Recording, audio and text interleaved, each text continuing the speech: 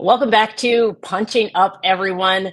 We cannot do a postmortem on the election or talk about building a resistance movement without talking about the stranglehold that Christian nationalism has on the GOP. We know it's happening.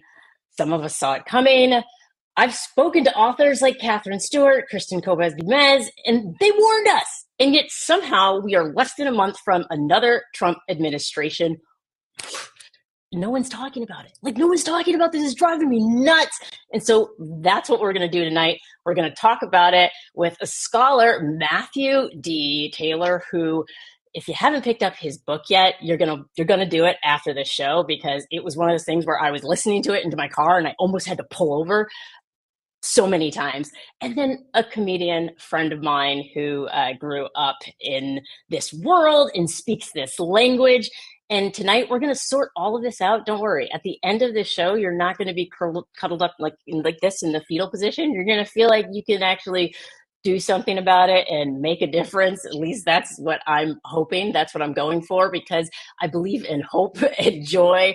And let me tell you, it's rough out there right now, as you've seen. So I just want to hop into it because we got a lot to cover, and you might want to have your notebooks out for this one, because that's how much we're going to cover: names, places, movements, all of that. So I'm going to give you a second to grab that, and I'm going to go ahead and bring in my very first guest, Matthew D. Taylor. Matthew, you're a senior scholar at the Institute of Islamic, Christian, and Jewish Studies in Baltimore. Your new book, The Violent Take It by Force, that sounds very scary. The Violent Take It by Force. The whole thing, the Christian movement threatening to take democracy. And here's the thing. You wrote this before the election. It came out before the election. So take me to where we are right now. Why did you write the book, and what are you feeling post-Trump now on his way into the White House? So thank you for having me. The book is really about January 6th and the Christian leaders who were central to organizing, mobilizing Christians to be there on January 6th. Almost all the characters in my book were leaders who were there themselves on January 6th, helping to guide the crowds. And the core kind of focus of the book is this idea of spiritual warfare. The leaders that I profile are all part of this kind of Pentecostal charismatic world, this segment of American evangelicalism that does not get a lot of attention, but is very, very important, especially for understanding the Christian connection with Donald Trump. Many of these people are advisors to Donald Trump, are close to his inner circle, and have incredible reach and incredible power. But most of the characters in my book you've probably never heard of before. These are not the kind of name brand religious right leaders, but they have become the rising stars of the Trump era of this kind of Christian nationalist world. Yeah, I hadn't heard of most of them, and I had been reading about this for a long time, and I put up a poll today on my Instagram and my stories to see if somebody knew who one of the central people were. Do you know who Sean Feucht is? People in the audience can actually vote on this poll, because let me tell you, nobody in my Instagram stories knew. The top two answers were who and no idea. And this guy's actually in California. So Tell us about Sean Feucht. So Sean Feucht is a worship leader. He comes out of a fairly prominent charismatic megachurch called Bethel Church. It's in Redding, California. And Feucht ran for Congress actually in 2020 in California and did not win. Got knocked out very early in the primary. But he got knocked out actually on Super Tuesday. And just a few days later, the COVID pandemic hits and everything's getting shut down. And Feucht decides that he is going to defy all these local COVID restrictions. And he starts this renegade worship revival tour called Let Us Worship that goes viral. I mean, they're going all over the country. They have thousands of people showing up at their venues. He hangs out with Donald Trump. He hangs out with Ron DeSantis. He winds up kind of really galvanizing this kind of angry energy within especially charismatic evangelicalism about these COVID restrictions, becomes a sort of an icon of the religious right. He's incredibly popular today. He has hundreds of thousands of people following and tracking him. And he's seen as a sort of hero of these Christian nationalists for this way that he's doing this like in your face confrontational approach to using worship music. And he'll often talk about worship is our weapon, right? So there's a very kind of militant guerrilla warfare rhetoric that surrounds this ostensible like worship happy-go-lucky singing tour that he has. Yeah, so he goes from this like Super Tuesday to Super Spreader. He even put out a documentary about it that I saw the trailer for, and I was like, oh my goodness. And so part of it was like, oh, he was upset that Newsom said that you couldn't sing and that people couldn't gather, and so he took all of that rage. And I like what you said about him in your book. You said that he is a Goliath with a David complex, and that Trump takes a page out of that book. Can you talk a little bit about what that looks like? Because to me, it's very much like the art of war: be strong where they're weak, weak where they're strong. Can you talk about this concept? Because yeah, Sean Feucht very much casts himself in the mold of David, this biblical figure. I mean, David is a songwriter in the Bible. David is the king, one of the kings of Israel, kind of in many ways is the high point of the narrative of the Hebrew Bible, is the kingdom of David. David is the progenitor of the line of Messiah, right? Even the idea of Messiah is I don't know that. David, right? And so Sean Feucht kind of models himself off of David. David's also a warrior and leads the people of Israel into a number of battles. And so Feucht really kind of models himself off of that and kind of tries to cast himself in the mold of a modern David. He's writing worship songs. He's doing this kind of militant worship concert, kind of defying all these kind of authorities and using his own kind of quote unquote spiritual authority over and against these kind of secular governing authorities. But at the same time, all this stuff that he's doing is incredibly provocative. He like likes to brand himself as though he's being persecuted, as though the world is against him, as though these Democrat leaders of these cities are against him, where most of the time these Democrat leaders are just like, hey, please, can you just stop doing this? We really don't want you here.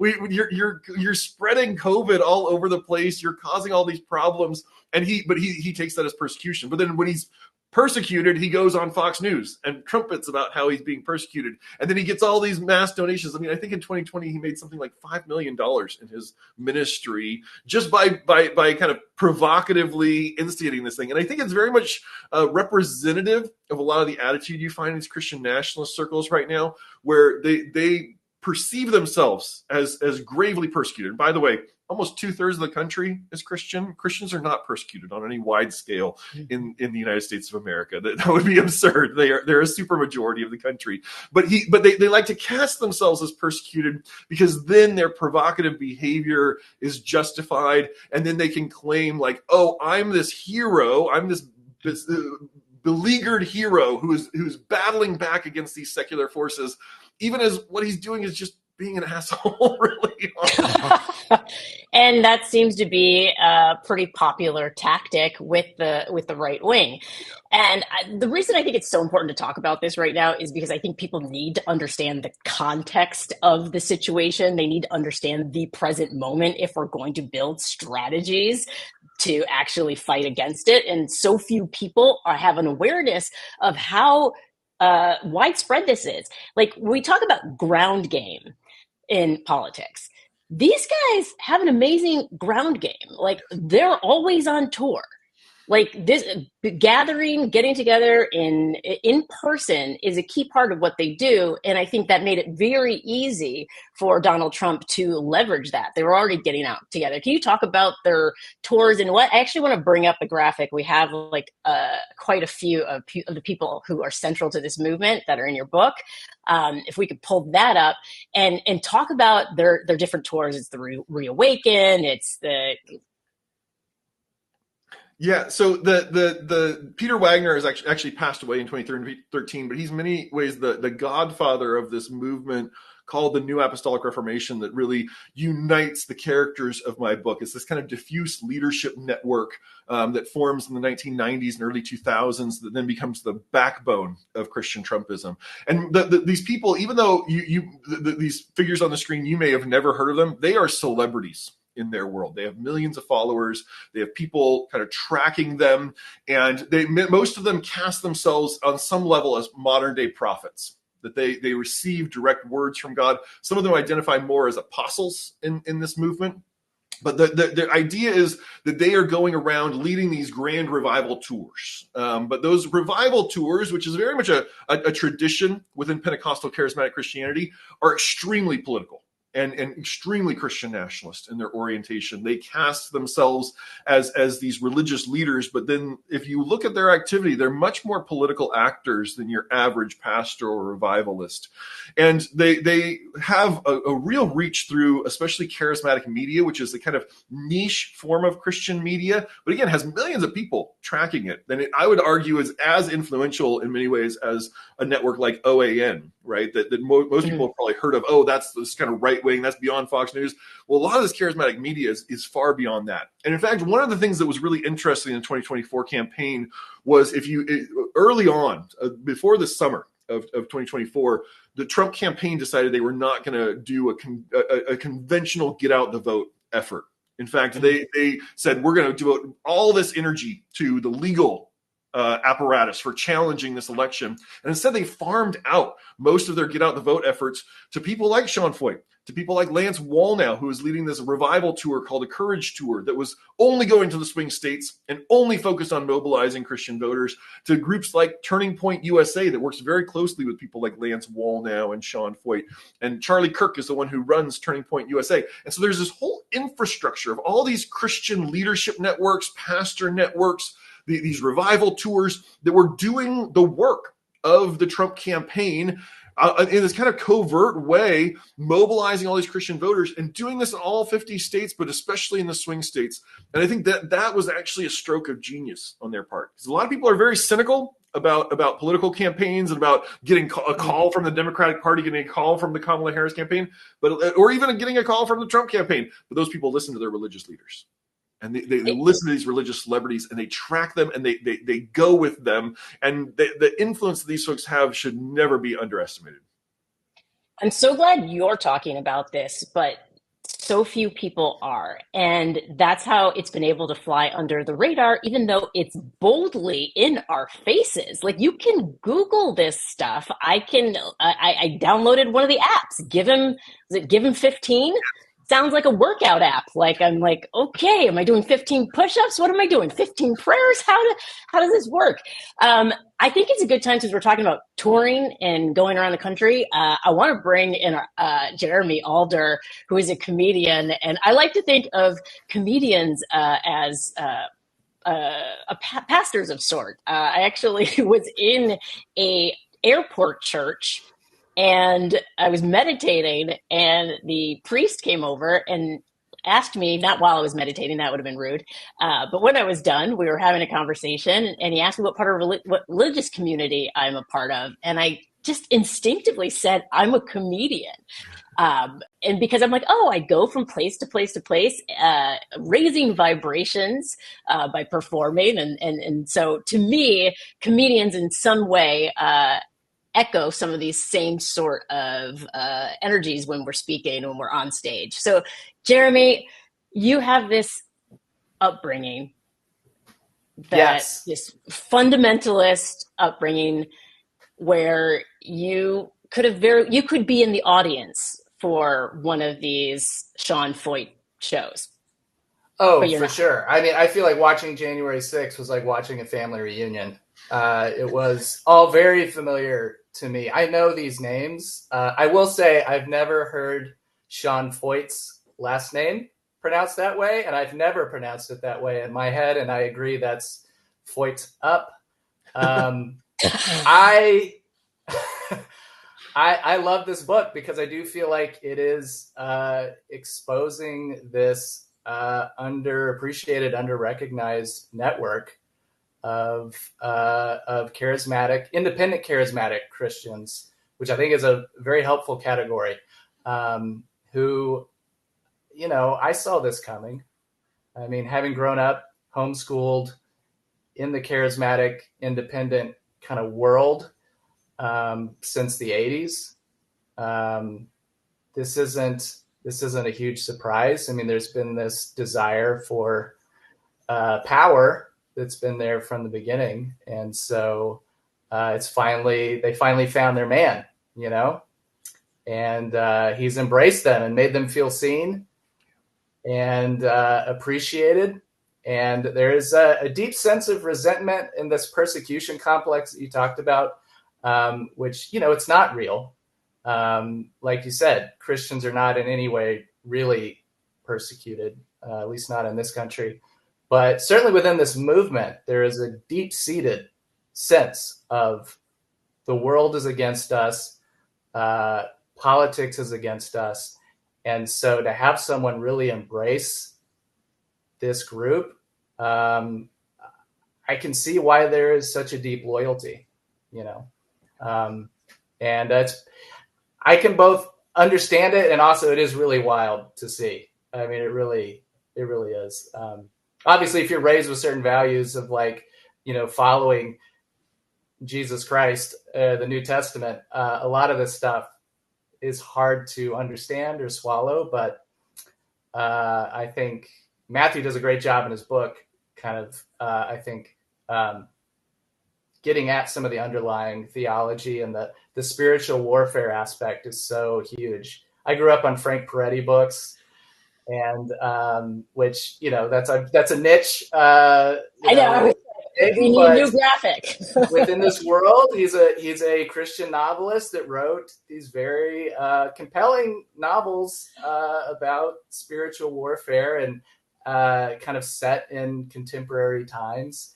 And you know, it's compelling stuff, and makes people feel like, you know, anybody can do spiritual warfare. So any of us can be a part of this this great battle between good and evil, you know. So you two move in probably very different circles. Matthew, you're probably in academia. Jeremy, you're hanging out with comedians, hanging out with your family. How do we communicate this information more effectively to the world at large? Because I can tell you, most of the people in my world have never heard of these people, don't think they have the influence that they have, and aren't prepared for the potential violence aspect. So, Matthew, if you could just talk a little bit about what the potential violence is and why that isn't hypocrisy in their book. So the way that they frame violence is this idea of spiritual violence. They in their worldview, there are demons everywhere, and those demons they're hierarchical. There are levels of demons, and so you might just be persecuted and attacked by these ground level demons, but they talk about territorial spirits, these high level, high ranking demons who can control entire nations or entire regions. And so these apostles and prophets in the movement believe that they have this special authority to see into the supernatural realm, to identify these high-ranking demons, and then to create mass campaigns of Christians praying and doing these spiritual warfare practices and attacking these high-level demons to displace them and force them out. In fact, this is what is going on January 6th. Many of the Christian manifestations we see in the crowds around the Capitol are doing these spiritual warfare practices to cast out what they believe is a demonic conspiracy that's stealing the election. And all this sounds wild and crazy, but you have millions of Americans who believe these things, who participate in these practices, who follow these leaders. And I think we need to call attention to the dangerous elements. I think we need to also look and recognize not all evangelicals are the same. There are really a wide variety of evangelicals. And if you listen to the rhetoric that many of these New Apostolic Reformation and other Pentecostal and Charismatic folks use in spiritual warfare, it is not merely spiritual. The proximate targets are these demons that they're attacking, but they'll say the Democratic Party is full of demons. The woke left is full of demons. Anyone who opposes us, any Christian who opposes, I mean, they say I'm filled with demons, right? Even though I'm a practicing Christian. So anyone who stands in their way, they will say you are filled with demons, and therefore we have no obligation to listen to you, because that's just the demons speaking through you. And so we can just dismiss you out of hand. And at the extreme end, we might need to fight you off because you are acting on behalf of this demonic conspiracy. And so it creates this Manichaean good versus evil way of approaching politics that is extremely polarizing. And I think one of the tasks that I have tried to work with in the last couple of years is really educating journalists on this stuff, because frequently journalists do not understand religion. This is not the world they typically come from. Most of them are more in the kind of politics or economics world. And so even just helping them understand what they're looking at when they're encountering these groups on the ground, when they're seeing them at rallies, and recognizing just how far and widespread this reaches, that in many ways, these folks are reaching into corners where the mainstream media does not reach. And that is actually a real concern, because I think the mainstream media itself has created its own little silo and is only speaking to about a third of the country right now. Donald Trump and his MAGA movement is about a third of the country. And we really need to figure out that middle third of the country that is not being reached by a lot of this media and that is very disaffected right now. And we can say swung Trump's direction in this election. Those are the people we need to reach. And those are people that I think often the mainstream media doesn't even recognize exist. Well, what a challenge, because even as you're describing this world to me, I'm going, there's so much to it. It's like having to understand an entire Lord of the Rings world and all of the characters that it entails. Like, there is so much. Like, I went to Catholic school. I went to church with my grandmother, Baptist church. So it's like, I know some names. I know David. I know Goliath. Like, that's probably about it. Noah. I know Noah. But that's a lot to try to learn and then try to effectively communicate. And so there's so very few people doing this work. It feels like you, Matthew, Kristen Kobes-Demeds, Catherine Stewart, but it does feel like there's so few people talking about it for how big of a problem it is. And so that's, to me, why I'm like, this is one of my favorite topics to talk about right now.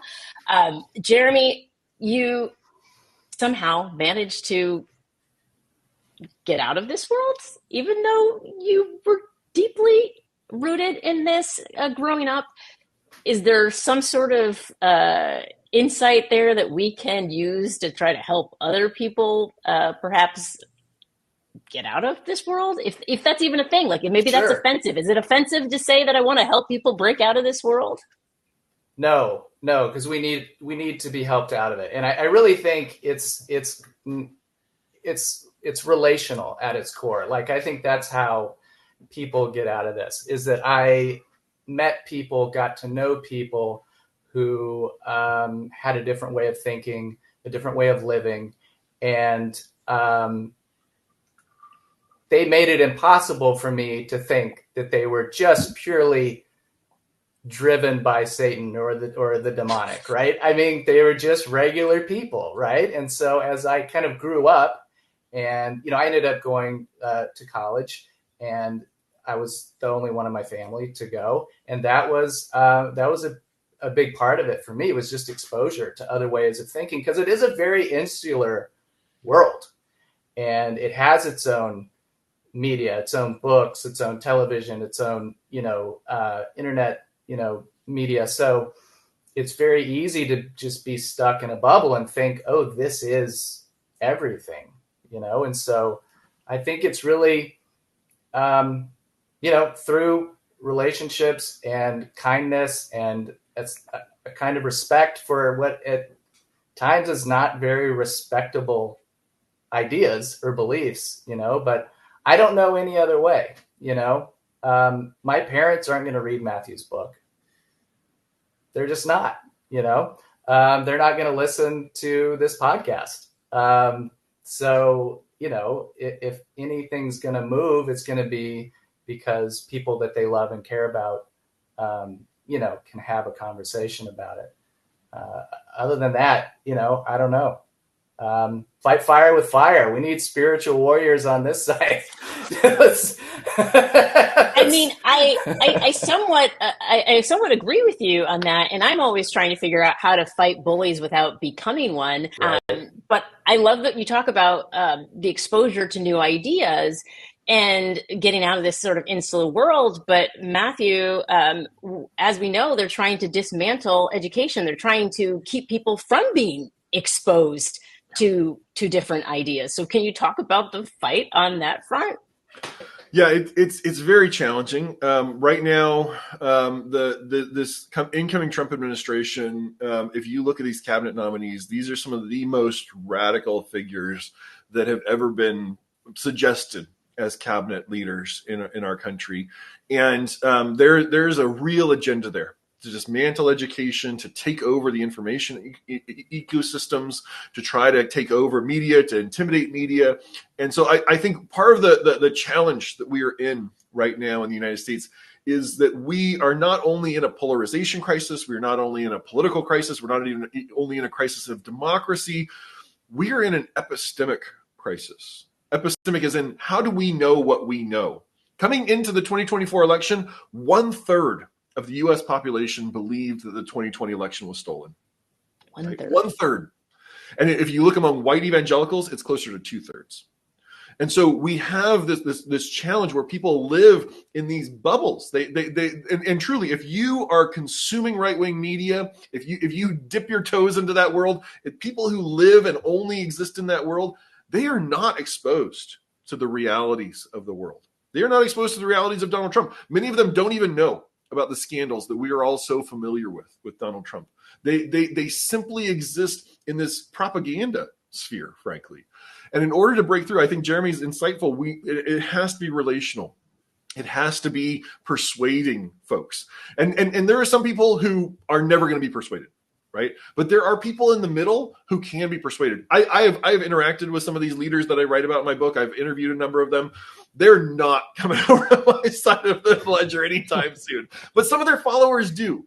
Right. And some of their followers are listening and paying attention and can be exposed either through relationships. I've gotten so much feedback since this book came out from people who, like Jeremy, kind of came up in that world and have found their way out of it and are now trying to kind of reach out to family members and friends who are still in there. And I think that is incredibly valuable work because those people have access and relationships that might be able to persuade some of these people relationally in a way that frankly, politically and through media, you'll never get to them. So you've talked about this before, and I think it was Ann Applebaum who talked about people having a predisposition to authoritarianism. We want to be told what to do. How does that jive with people who grow up in this space? I'm assuming it's also natural instinct. It happened with you, Jeremy, that there are people, I'm assuming, who just get a sense, even if they're not exposed to the outside world, they get a sense that they're different or that they want to have some sort of individuality or they want to live their life in a different way. Does that exist within this culture, or across the board, everybody's kind of like, we're going to fall in line. This is how and because they've never seen anything else, they're just like that. I just refuse to believe that's the case. No, and as with anything, there's incredible variability within humanity. Within any religious movement, there's a lot of variability, right? And so I think we tend to paint with these very broad brushes. Oh, all these people are like that. The reality is people have all kinds of different motivations for why they come to this form of spirituality, for why they come to identify with the MAGA movement. For a lot of them, there are deep psychological needs that are being fulfilled. There are deep spiritual needs that are being fulfilled. And I think we need to offer them alternate ways to meet those needs, alternate spaces of community, alternate spaces of belonging. Some people who live in this kind of charismatic, fundamentalist, Trumpy MAGA world, they have known nothing else their entire lives. They exist only in spaces where that makes sense to them. And even though they might have instincts that draw them away from it, they don't have avenues to pursue those interests. They don't have spaces. And so I think we need to be giving people, we don't need to kind of hit people over the head and say, religion's bad, Christianity's bad, you just need to become secular. That's not a persuasive argument. But if we can offer theological arguments that say, hey, look, here's the breadth and depth of the Christian tradition. It's way bigger than what you've experienced and what you know. And look at all the variety of ways that Christians have thought about politics throughout history, all the ways that Christians have thought about society throughout history. Go and expose yourself. You don't need to look at other religions. Even just look within Christianity at the wide range of ways of being Christian. And I think that even that kind of exposure can draw people out of these silos and give them a chance to kind of think outside of the bubbles they grew up in. That was so well said. I wanted to be like, preach, but you're probably preaching to the choir, literally in this context. But I can't wait to take that clip and put that out on the internet because I think are spot on there. Jeremy, you found joy outside of your fundamentalist upbringing.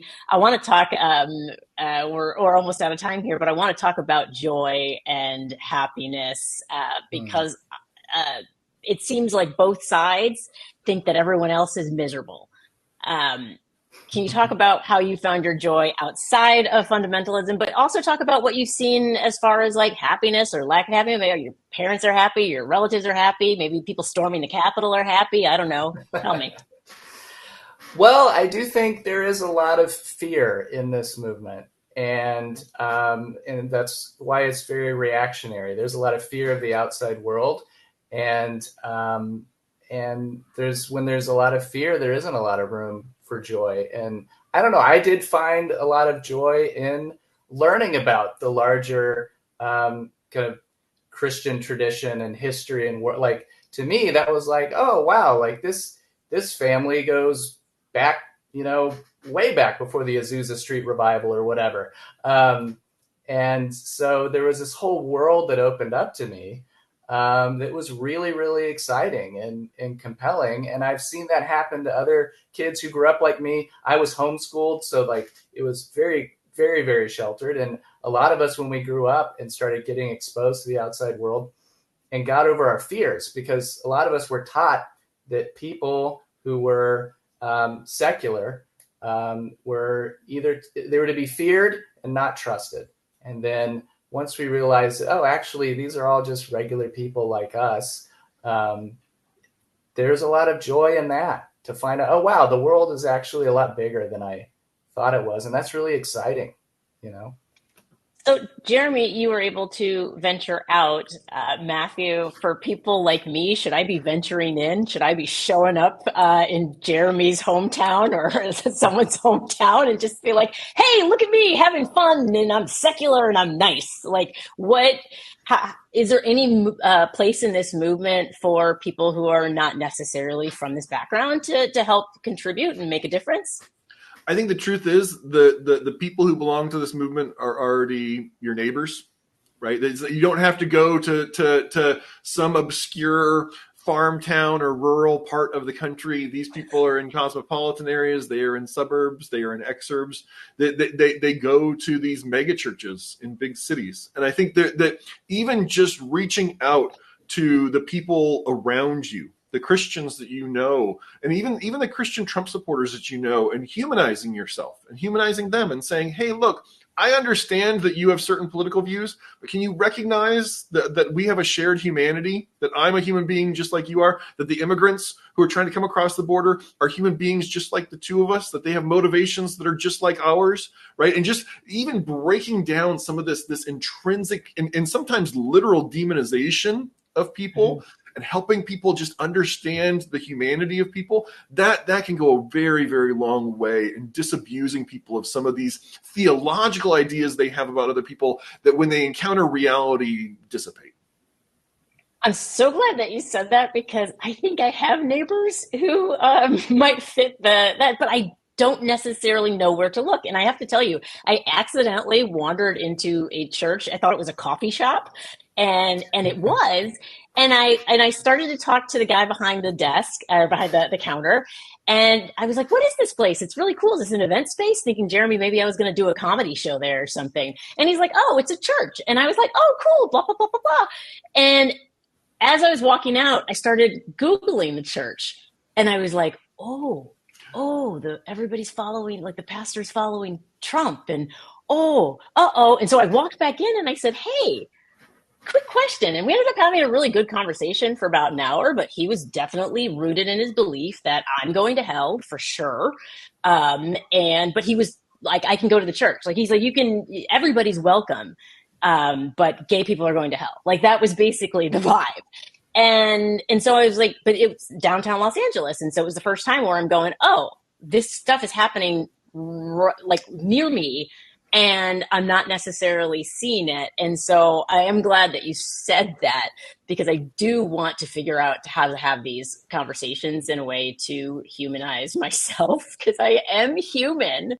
You know, I'm a good person, and I want to help people, and I want people to be happy and joyful. So I just have to figure out the language as well, because I've been told that there's a very different language that's used, so they can spot someone very quickly who is not of that world.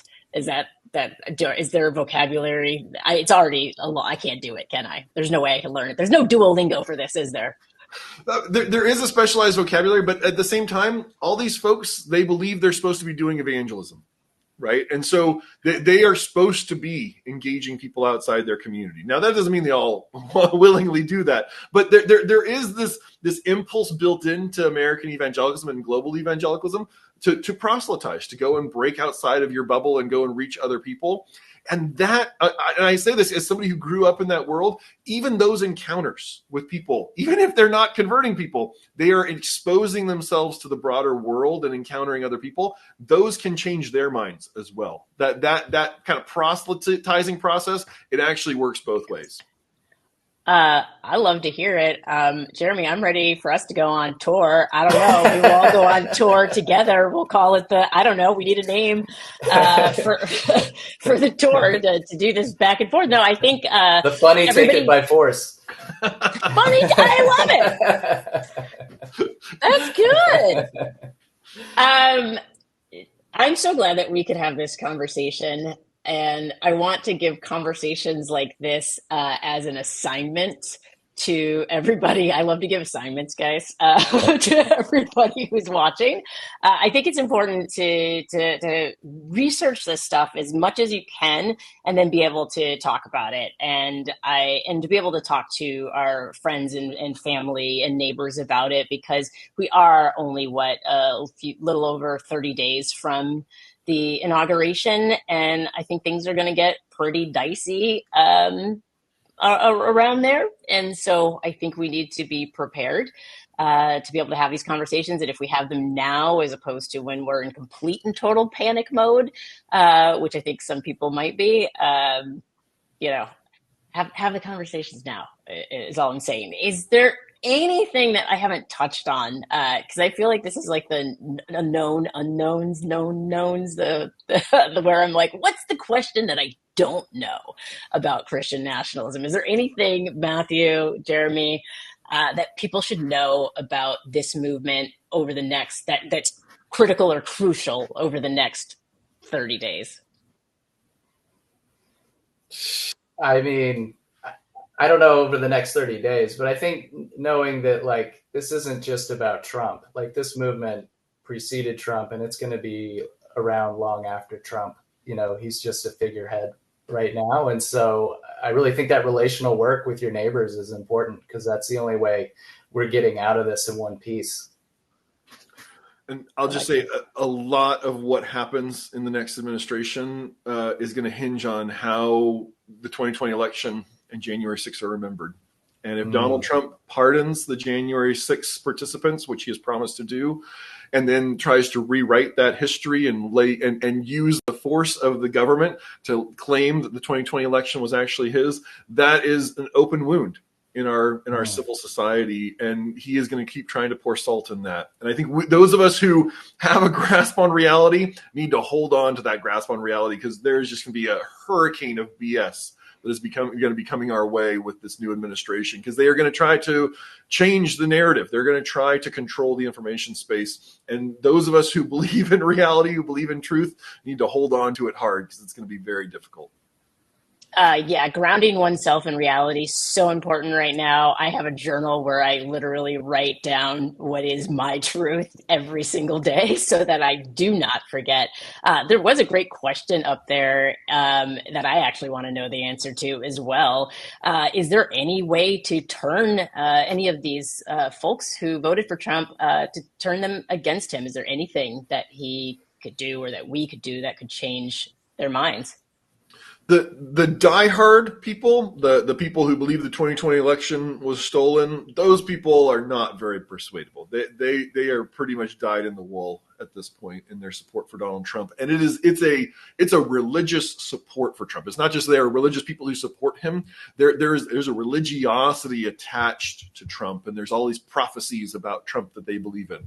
Now, there are a lot of people though who voted for Trump who are not in that camp, who either had such a polluted information space that they didn't know about anything about him, and were just like, I was maybe a little better off economically in 2019, so I'm going to go with that. So those people are persuadable, and I think that is the task over the next 2 years and the next 4 years, is building the biggest tent coalition to resist Trump and setting aside a lot of the petty differences that those of us on the center and the left have, and say the task number 1, 2, and 3 is ending this Trump administration and getting him out of office.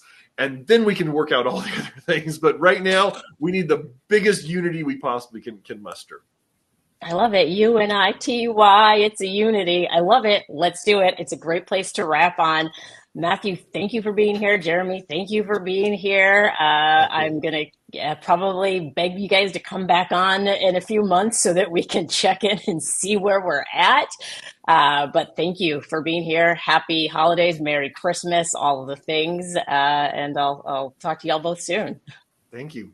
Thanks, Maya. Thanks. Well, guys, it's been a show. We have our assignment. We know the present moment that we're in, and it's on us right now to do the work, as hard as that work might be. But sometimes it's just loving thy neighbor and talking to thy neighbor, literally my literal actual neighbor. I think I might need to go over and knock on the door right now and say, hey, and we can engage in some of this practice right now. So thank you for joining me for tonight's show. There's so much that we did not cover that is in Matthew's book. So I urge you to go out and grab it if you can, or download it on Audible and listen to it while you're jogging or in the car, because there's quite a bit in there that I think a lot of people miss, which is why evangelicals are okay with having a figurehead like Trump. And a lot of people see it as hypocrisy, but in his book, he talks about how it is not actually, in their mind, hypocrisy. And there is a part of the Bible, Cyrus, I believe, I hope I'm getting that right, Matthew, if you're still here, that talks about why he is the figurehead. And he doesn't have to be perfect, and he doesn't have to be a man of God per se, because he's overseeing the government and he's a good business guy. So please pick up the book and check it out. And then check out Jeremy's comedy, because he's hilarious. He's so very funny and a very good person. And so please check out Purity Pants. That is his album that is out now on Dry Bar. So please go grab it and have yourself a relaxing and restorative holiday. I'm not sure that will be on next week, because I think next week is actual Christmas on Wednesday. I kind of want to be here. I kind of want to talk to y'all, so I might post something. But either way, we will see each other pretty soon. So thanks for watching.